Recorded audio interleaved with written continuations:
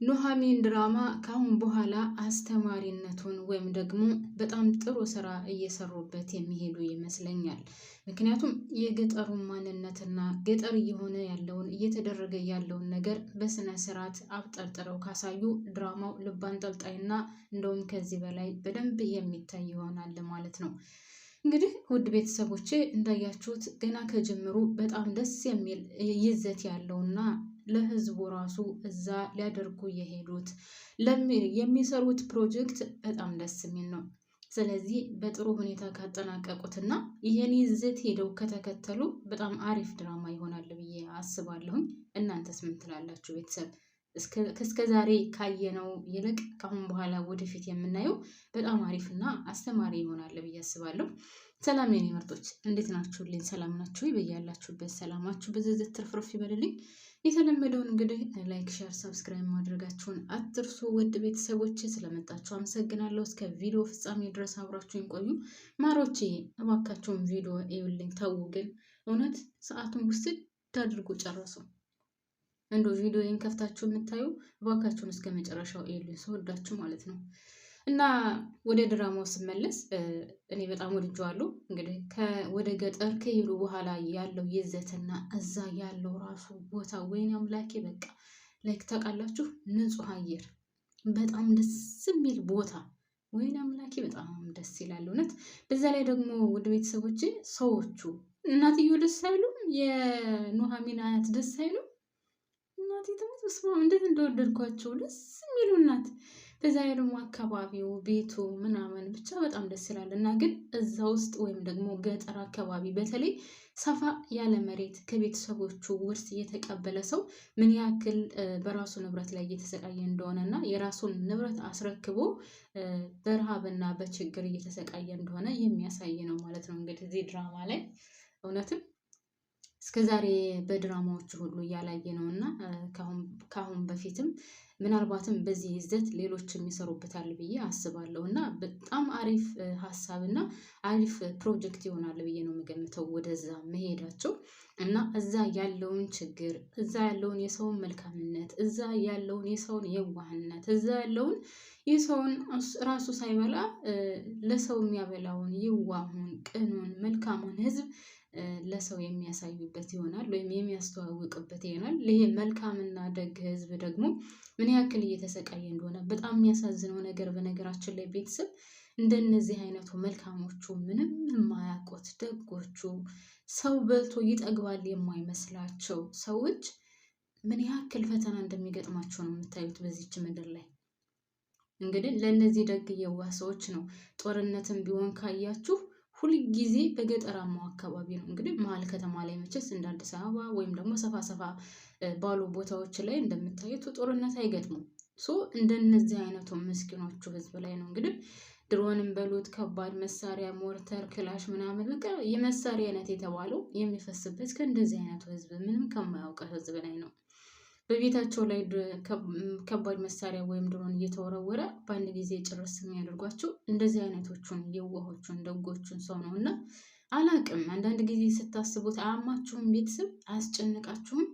ምንም የማያውቅ ሰው ያላቸውን ቆዳቸውን ራሱ ገፋቸው ስጡን ብሏቸው፣ በነገራችን ላይ እነዚህ ህዝቦች የሚሰጡ ናቸው።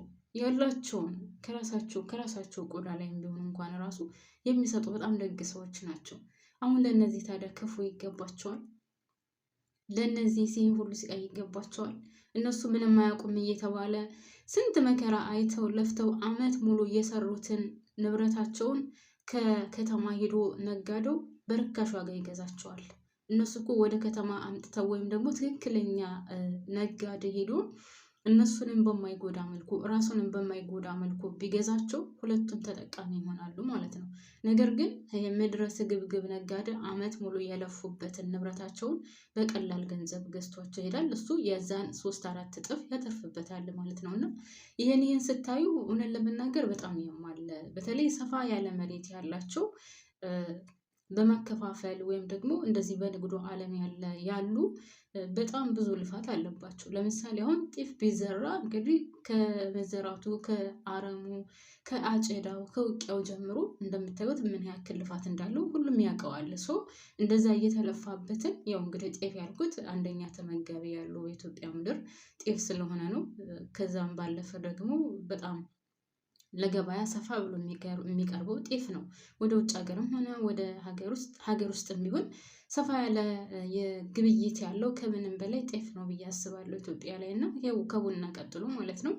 እና እንግዲህ የጤፍ ምርት ምን ያክል ዋጋ እንደሚያስከፍል እና ምን ያክል ልፋት እንዳለው ሁሉም ሰው የሚያውቀው ነው። አረም ሲታረም ምን ያክል እጅ እንደሚጎዳ እና ምን ያክል ጉዳት እንዳለው ኩርትም ብሎ እዛ ቁጭ ብለው ነው የሚያርሙት እና ይህም ሁሉ ዋጋ ከፍለው ያመረቱትን እነሱን በሚጎዳ መልኩ ነው ነጋዴው እየሄደ የሚገዛቸው።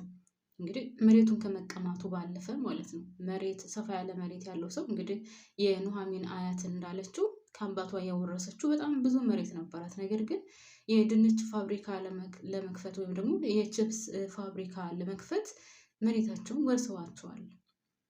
ስለዚህ ይህንን ነገር ደግሞ እምቢ ማለት አይችሉም። ምክንያቱም እንደዚህ ብሎ ነው እምቢ የሚሉት። ህግ ነው አይባል የገጠር ህግ የምታዩት ነው። አዲስ አበባ ድረስ ተመላልሰው ለመንግስት ቢያመለክቱ የሚያደርገው ነገር መንግስት እስከሆነ ድረስ ማንም ሀይ የሚላቸው የለም። ተቆጣጥሮ የነሱን ችግርና የነሱን መከራም የሚፈታላቸው አይኖርም። ሲጀመር ከገጠር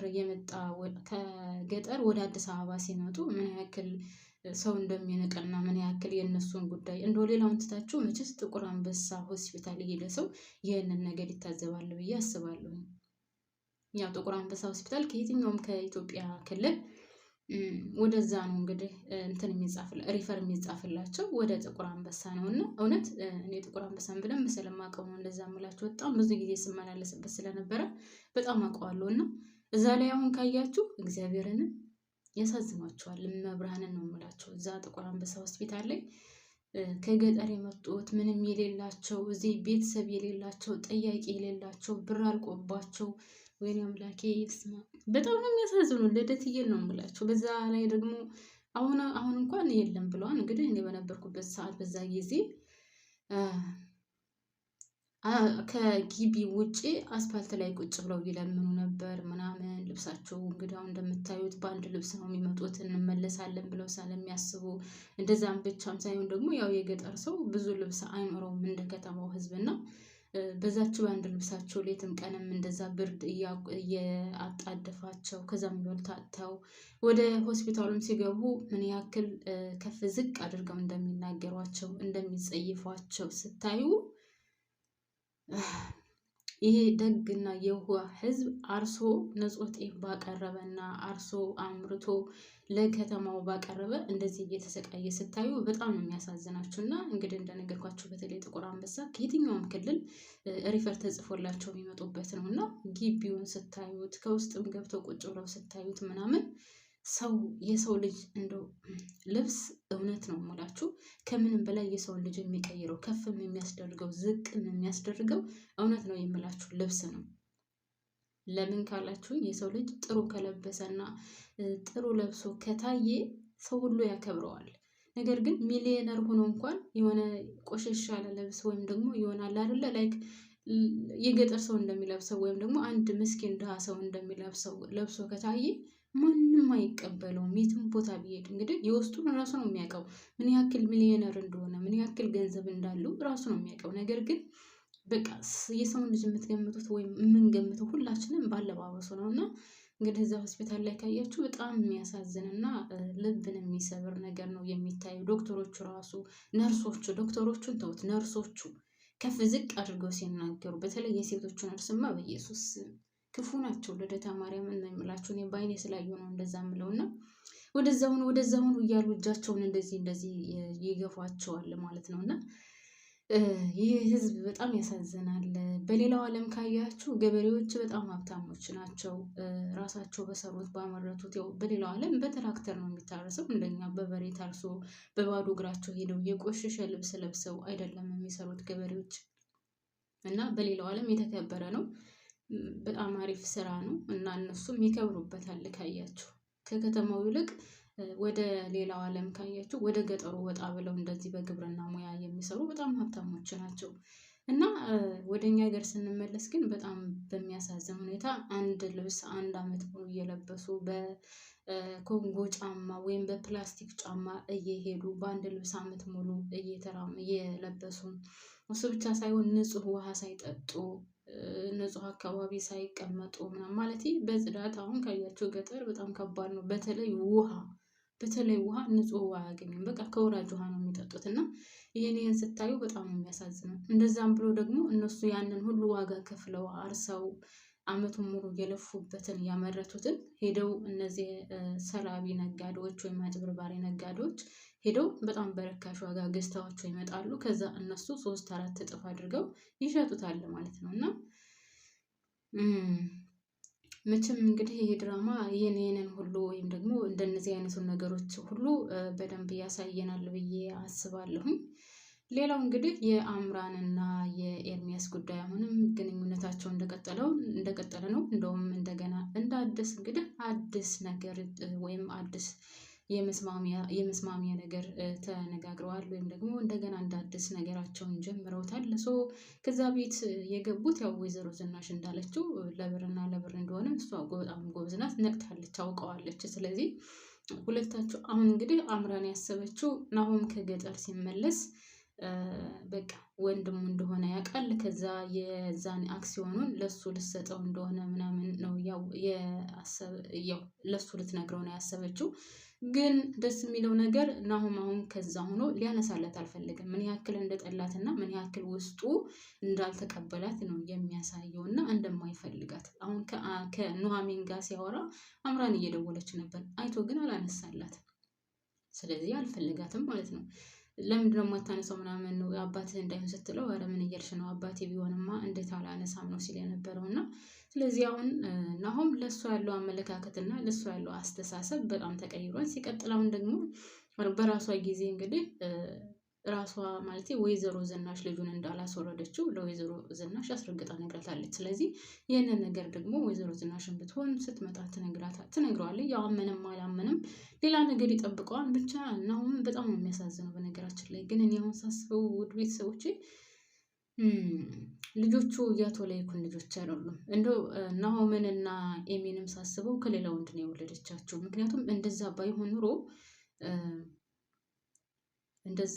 ኑሮ ውድ ቤተሰቦቼ ለዳግም ያንን ያክል አታደርግም። ሲቀጥል ደግሞ አቶ ለይኩንን በዚህ ልክ ወንጀለኛ ልታደርገው አችልም ነበር። ስለዚህ ልጆቹ የሌላ ወይም የእሱ ልጆች አይደሉም ማለት ነው። እና እናንተስ እንደታያችሁት ውድ ቤተሰቦቼ? እኔ የተሰማኝ ወይም ደግሞ ይሆናል ያልኩት እንደዚህ አይነት ሀሳብ መጥቶልኛልና ውድ ቤተሰቦች፣ አረ ወደ ጠፋብኝ ትላላችሁ እና ማሮችዬ፣ ለማንኛውም አብራችሁን ስለቆያችሁ ከልብ ነው የማመሰግነው። በያላችሁበት ሰላማችሁ ይብዛልኝ። ባባይ። ላይክ ማድረጋችሁን አትርሱ። እወዳችኋለሁ።